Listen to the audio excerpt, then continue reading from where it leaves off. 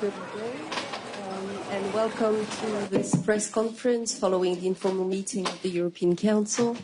I have the pleasure to welcome the President of the European Council, Antonio Costa, the Prime Minister of Denmark, Mette Frederiksen, and the President of the European Commission, Ursula von der Leyen. And I will immediately give the floor to President Costa. Good evening. First of all, let me thank Prime Minister Mette Frederiksen for us here in Copenhagen for this informal European Council. Our meeting today had one core theme: safeguarding the security of our continent. European citizens are justifiably concerned about Russia's increasingly provocative and reckless behavior. When Denmark, Poland or Estonia act against incursions into their airspaces, they are protecting our common borders and territory, those of the European Union. They have our full support because we are committed to face together common threats on all fronts, whether conventional, hybrid or cyber, with common purpose. In fact, that purpose has been clear since the start of Russia's war in Ukraine, and that purpose has a name: to build the Europe of defence. In the past 3 years, European allies have significantly increased their defence spending. Earlier this year, they agreed to increase their spending targets even further.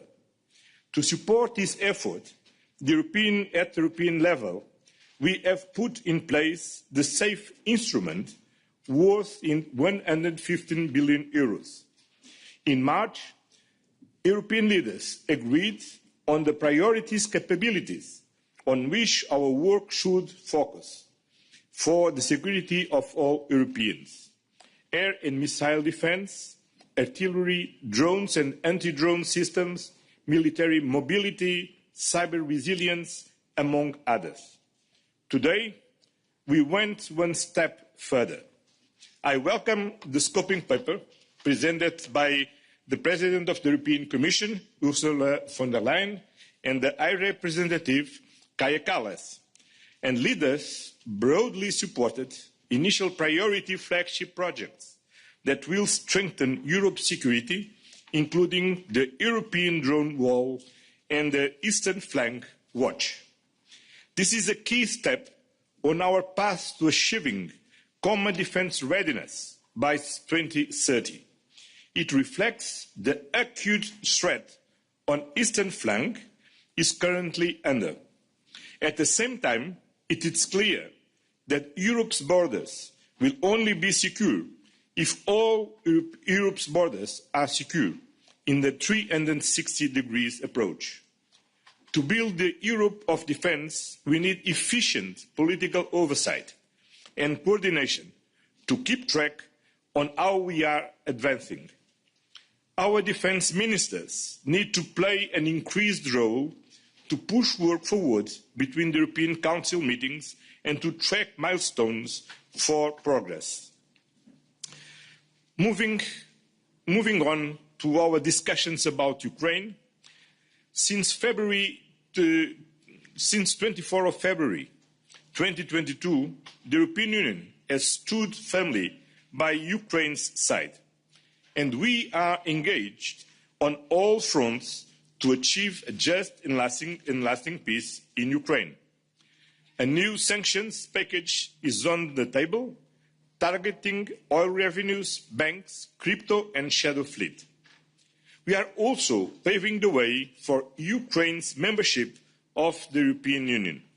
Ukraine has been delivering on the EU accession-related reforms, and the Commission has recognized this. Now it's the European Union's turn to deliver, because enlargement is a merit-based process and because enlargement will make Europe stronger. Finally, on financing, European leaders had today a first discussion on how to mobilise further funds for Ukraine. And the message is clear. Russia has to understand that Ukraine's partners, including its European partners, have the will and the means to continue supporting it until a just and lasting peace is achieved. So, this is what this informal meeting was today, to prepare decisions for the security of our continent, decisions on the Europe of defence, and decisions to strengthen support for Ukraine. In 2 weeks, the European Commission will present the roadmap on 2030 defence readiness, and the European Council will meet again in 3 weeks, and that will be decision time. Thank you, dear Mette, to offer us this opportunity in this informal council to prepare our next decisions. Thank you. Thank you, Antonio. And we have had a substantial and constructive and long meeting today here in Copenhagen. And we meet at a time where Russia have intensified their attacks in Ukraine, where we have seen Russian airspace violations and unwanted drone activity in several European countries. They are threatening us, and they are testing us, and they will not stop. So what is our next steps? First of all, we have to step up our military and financial support for Ukraine. We talk a lot about security guarantees to Ukraine, but in fact, it is the other way around. Ukraine is today Europe's security guarantee. Our support to Ukraine is a direct investment in our own security. And therefore, we have to deliver long-term financing of Ukraine's armed forces. Ursula, you have presented a model that will front-load future war reparations by Russia to Ukraine. I strongly support the idea. And to me, it is only fair that Russia pays for its violation and destruction. As presidency, we will work actively to take this idea forward. We all, except one, also reaffirmed our backing for Ukraine's EU accession process. Reforms, as you just said, Antonio, has been implemented in Ukraine despite very difficult circumstances. And now it is up to us to deliver. Secondly, Europe must be able to defend itself. We have to rearm Europe. And right now we see a large surge in defence investments across our continent. It is good. Billions of euros have been committed already, but it is not enough. So achieving the 2030 target is a Danish priority. We have been pushing for an ambitious approach. And today, I would say there was a broad support for the Commission scoping paper for a 2030 roadmap. Now we have to translate it into concrete action and milestones before our next meetings in a few weeks from now. We have also discussed this idea about flagships. We need to strengthen our production of drones, of anti-drone capabilities, and this includes building up a European network of anti-drone measures that can detect and, of course, also neutralize intrusion from outside. So we have to create a European ecosystem that will enable Europe to develop cutting-edge drone solutions, inspired by what they are doing in Ukraine already. Thirdly, while strengthening Ukraine and Europe, we have to weaken Russia. And therefore, we already now are looking into the next sanction package, targeting the financing of Russia's war machine. And of course, we will work with this as presidency as well. Everybody knows now what is at stake. I think our main goal is simply to building a Europe so strong that war not will be an option. And this is our main task in these weeks and months, and unfortunately also years. And I think we have had good discussions today, and now we are ready to take the next steps. And let me pass the floor to you, Ursula. Yeah, thank you so much, Mette. And first of all, let me thank you for being such a wonderful host here in the beautiful city of Copenhagen. We really enjoy it. And I want to express my solidarity with the member states whose airspace has been violated. Poland, Romania, Estonia, and of course, most recently, Denmark. These violations are part of hybrid war tactics. And these are threats that demand a strong and determined reaction and answer from Europe, because every European citizen and every square centimetre in Europe has to be safe. So we must provide the strongest of deterrence at scale and at speed. And that was the focus of our discussions today. There is a clear sense of urgency because preserving peace has always been a core task of the European Union. The good news is that the wheels are already in motion. We have an investment surge in our common defence that is on its way. You know, the SAFE instrument, it is successful. It's 150 billion euros and it's a case in point, oversubscribed.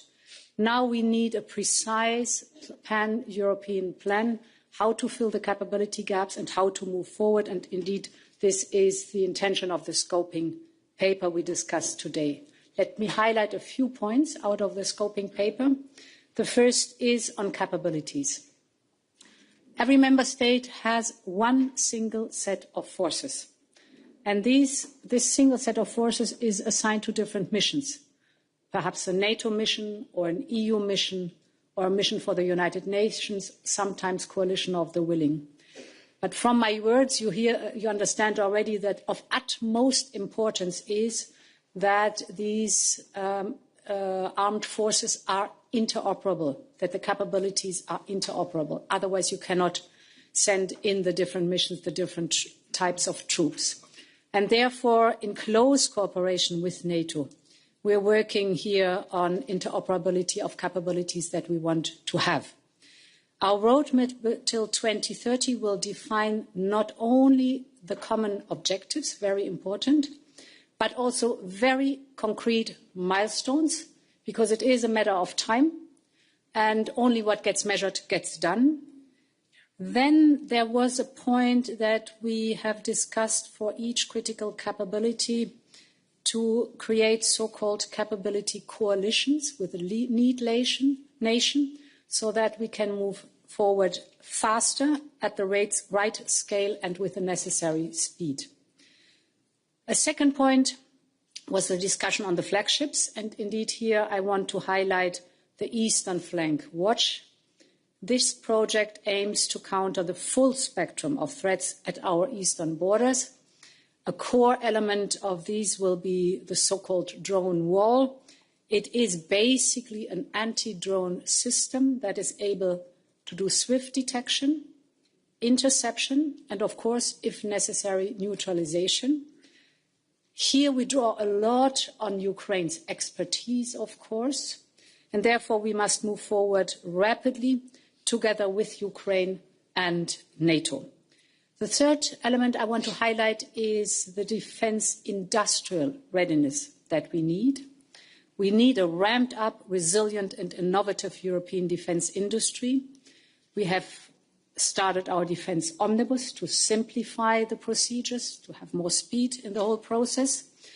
And this defence industry needs a strong ecosystem that is composed not only of industry, of course, but also tech startups. There was a broad discussion about the importance of startups and academia. All of them are essential. Because it's so important to have such an ecosystem, we propose to establish new tech alliances, where we then connect tech innovators with the defence users. So this is, in a nutshell, it's much more, some key elements of the scoping paper. And in 2 weeks, we will then present the full version to the European Council. My final point is on Ukraine. It's now 3 years and 7 months since Russia's full-scale invasion. and Ukraine continues to fiercely resist. At the same time, we see that Russia is under increasing economic pressure. Our sanctions are working. I give you some figures. If you look at the interest rates in Russia, they are at 17%.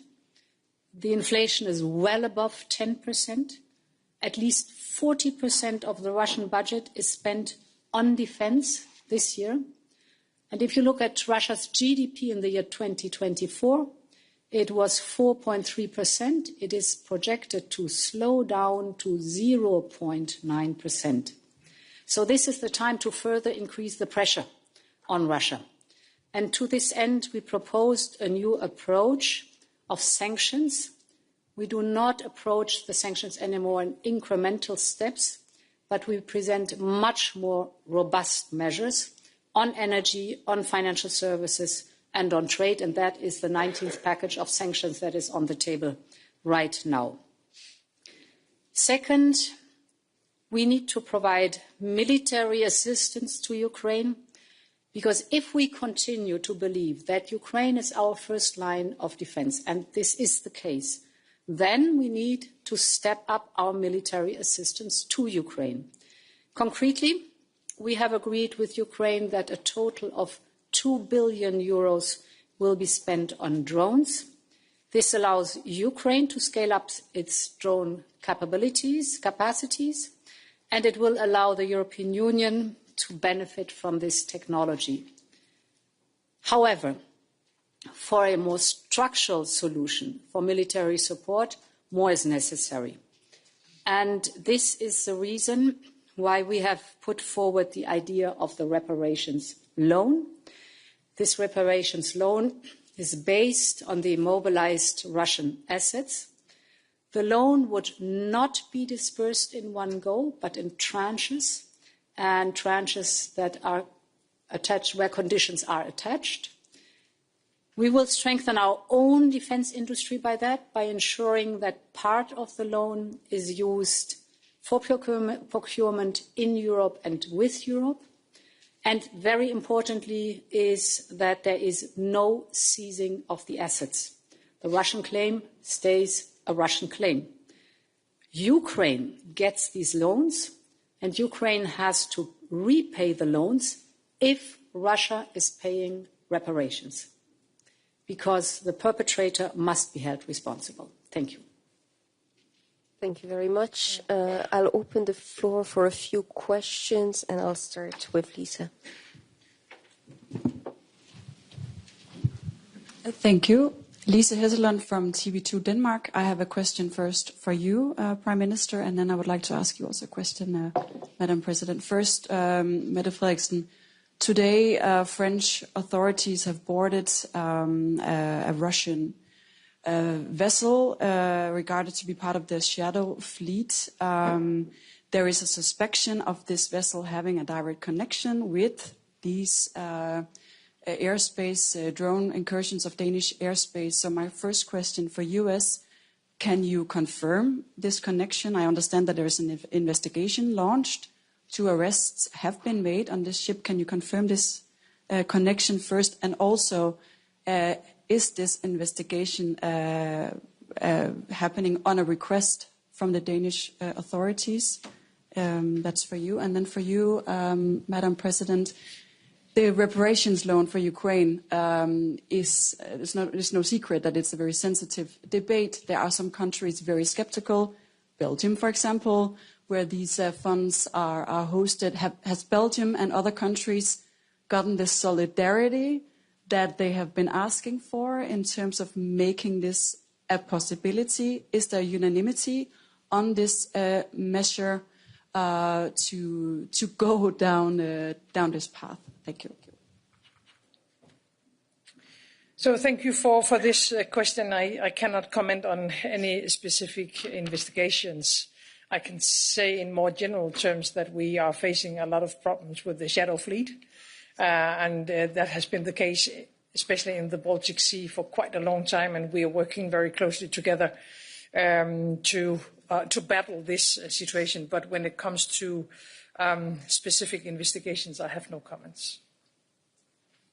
Yeah, I had the opportunity today to present the Commission's proposal, and we had a very good first discussion. It's the start of a discussion. Of course, we have to flesh out the whole proposal much more, but I was glad to see leaders' interest in the concept. So now we will intensify the discussions. I want to thank explicitly Friedrich Merz, who was immediately backing this proposal, also by an op-ed that he wrote, and he was very early supporting this proposal. Now, what Belgium is concerned, it's absolutely clear that Belgium cannot be the one who is the only member state that is carrying the risk, but the risks have to be put on broader shoulders. Thank you. Yeah. Andrew. Hello, Andrew Gray from Reuters. I wanted to come to the issue of the drone wall. I noticed President Costa, President von der Leyen, you both used that term, but Prime Minister Frederiksen didn't. And we've heard from some leaders today that they agree with the general idea that Europe needs to do more to counter drones, but they don't always agree with the focus on the eastern flank. And in particular, we've seen in Denmark recently, obviously, that drones can cause big problems far from the eastern flank and without having crossed the EU's eastern borders. So do you see any need to rethink either the concept or the name of this plan, perhaps to give it a more pan-European element, or will it stay as it is? And perhaps, Prime Minister Frederiksen, you can explain why you didn't use the term drone wall. Should I start? Yes, of course. I don't really care about the name as long as it works. So yeah, you cannot explain anything about me using the word or not. We have had a long discussion about it today. And actually, in substance, it was a very interesting discussion because everybody knows now that the drones have changed the whole idea of a war and the effect of drones is changing everything. And we see it every day now in Ukraine. In Denmark, we have been working closely together with the Ukrainians on this question. Now we have tried it ourselves last week. We totally agree cross-border within the European Union that we need to invest much more in drone technology, in countering drones, as you said, but also in new technologies and innovation. So we totally agree on that, but we also know that the technology is changing so rapidly that we cannot have one idea and believe that that will solve all our problems. So I like the idea of a drone wall, but we have to be very frank to the Europeans that no matter what kind of capabilities we are able to buy, to innovate, to build up, there will still be drones coming into Europe. What we have talked about today is building up a European ecosystem like the ones we have in Ukraine. By the way, I think it is extremely important that we integrate Ukraine in all our work from the very beginning, because they are the experts. So building up a European ecosystem is the most important thing. Of course, it has to focus on the eastern flank because the eastern flank is closest to Russia. But at the same time, we have this I think, general approach that security is, first of all, a question about Russia, unfortunately. But it's also a question about migration. It's also a question about climate change. It's also a question about any other threats against our society. So I don't really think there is a conflict between East or West on this issue. It has to be useful in many different areas. But of course, it has to be linked to the eastern flank as well. Yeah, the nature of warfare has completely changed. That is what we have seen in the Russian invasion in Ukraine. Partially per night, the Ukrainians are intercepting 800 drones. So this gives us an idea how enormous the threat is, and they can come from anywhere. So the original idea came from Ukraine, and we are learning from Ukraine Of course, at the moment being in the debate, the first priority for building up an anti-drone system is the eastern flank, because it's clear that these are the member states that are acutely the most exposed. But indeed, Mette, as you said, that the vision is much, much broader, and it has to have the 360-degree approach. So this anti-drone system is conceived as a shield for our entire continent. This would also include, for example, the southern flank. It is designed to address a wide spectrum. You mentioned weaponized migration, but also hybrid operations, drone incursions, as we have seen, but also control of the Russian shadow fleets, for example, or even the risk of armed aggression when you see the amassing of troops. So there can be a wide spectrum in the anti-drone system and the use of drones or anti-drones mechanism.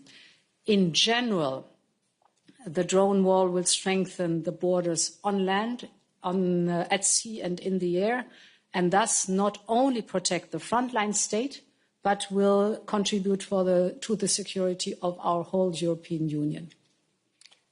I just want to allow that at the European Council was very clear that we need to have a 360 degrees approach and look at our external borders as our common borders, in the eastern, in the north, in the south, in the west. And of course, for everybody, now the main threat we are facing now comes from Russia, and especially on the eastern flank. That's the reason that we are looking for the eastern flank as a priority. And of course, we can discuss what is the best trademark for this concept, for this idea. But I recall that when in March we defined our 9 main priorities on capabilities, one of them was drone and anti-drone systems. Then now is a matter of trademark. Thank you. Mattia?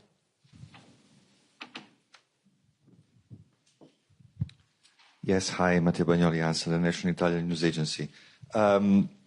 You mentioned that there is, President Costa, first question is for you. You mentioned that there is the appetite from the Council to have a stronger role of the Ministry of Defense to supervise, so to say, or to check the milestones that are required, that have to be met in the future on this. Is this a way for the Member States to underline that the competence of defense is of the Member States and they want to emphasize this?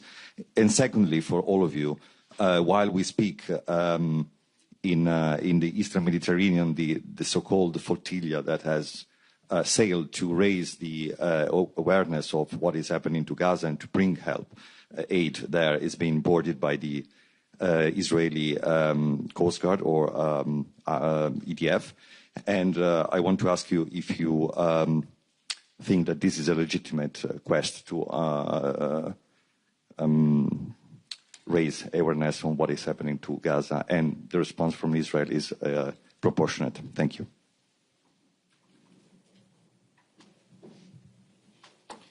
Well, as you know, the treaties said clearly that defense is a competence for the member states. But we learn that to be effective on our own defense, we need to work together. And that's why part of 23 member states are allies in NATO, but we are all of us allies in the European Union.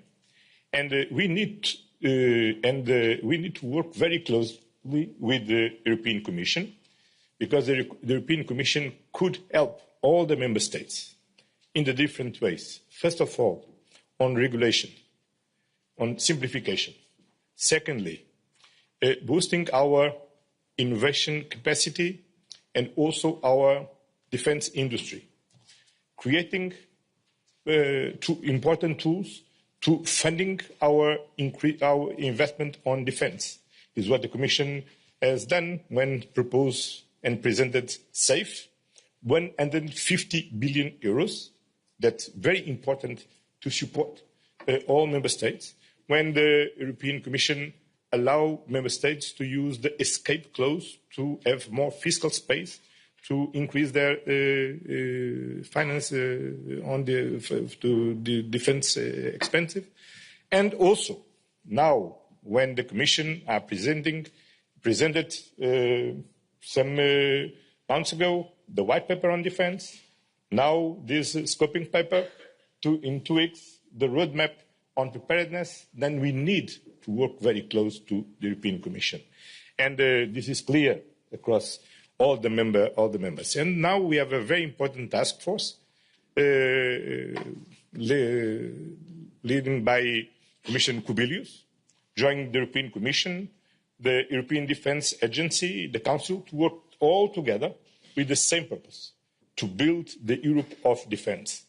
And of course, in this Europe of defence, the Commission will take more and more responsibilities. And of course, we need to take more and more political control on our decisions. And now the High Representative is convening more often the Council of Ministers of Defence, but not as an autonomous formation of the Council. It's a junior meeting of the Ministers of Foreign Affairs Council. And what we need now is to give more autonomy, because we need to engage more and more our defence ministers at European level. And for this, it's very important that the High Representative lead not only this meeting of foreign affairs ministers, but also this Council of Ministers of Defence.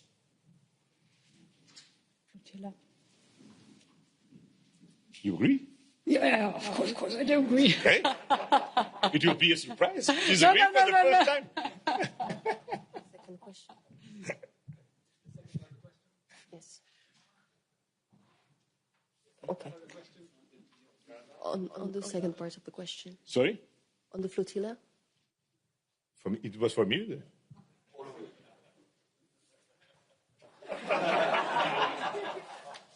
Sorry, I don't take. No, don't pay attention, please. If you repeat the question. My question was that as we speak, the EDF, the Israeli forces, are boarding the flotilla that sailed to Gaza to bring some aid, but also and mainly to raise awareness on the Gaza humanitarian situation. It is a quest that has brought many attentions and in many parts of Europe. And I was wondering if you can comment on that, and if you think that is a legitimate quest, and consequentially, if also the reaction from Israel is legitimate. Thank you. Sorry, but during the council I don't receive any information. Then I can't comment at this moment. Same on my side. Thank you. I'll take one final question here. Hello, I'm Malte Sommer, and with the Danish Public Service Broadcaster. Shouldn't the EU up its ambitions on defence? The rearm Europe, that's 5 years away. You talk about the Europe of defence, that's 5 years away. Imagine what, in your words, Madam Prime Minister, a capable foe could do within 5 years. Can you three make certain that the European citizens would be kept safe while these decisions take time? Thank you. So 2030 does not mean that we only look at 2030. We start right now.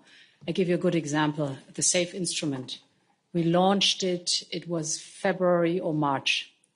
We have it in place.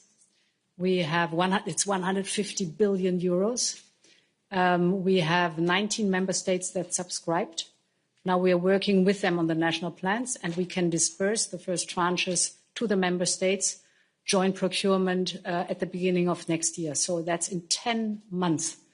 The instrument is up and running, and that shows that we've understood the urgency, and it is working exactly right now. Of course, there are other capabilities that will take more time, without any question. And of course, we will learn also from the development of the war in Ukraine, what is of utmost priority and immediate necessary, and what can take more time. But that we set the goal of 2030 does not mean that we do not immediately start now. Yeah, but we have also changed in these 3 years completely. So the support for Ukraine, if you look at Ukraine 3 years ago, zero defense industry. Now they have the most modern, most ingenious defense industry you can think of. The drone production is the cheapest, the fastest, and the most intelligent worldwide. So there's an enormous development that we've seen. Also on our side, just imagine the sum of 800 billion euros is now available for member states up to 2030, so in the next 4 years, beginning now, to invest in defense, unthinkable 4 years ago. Thank you very much. That's it for tonight. Thank you. So.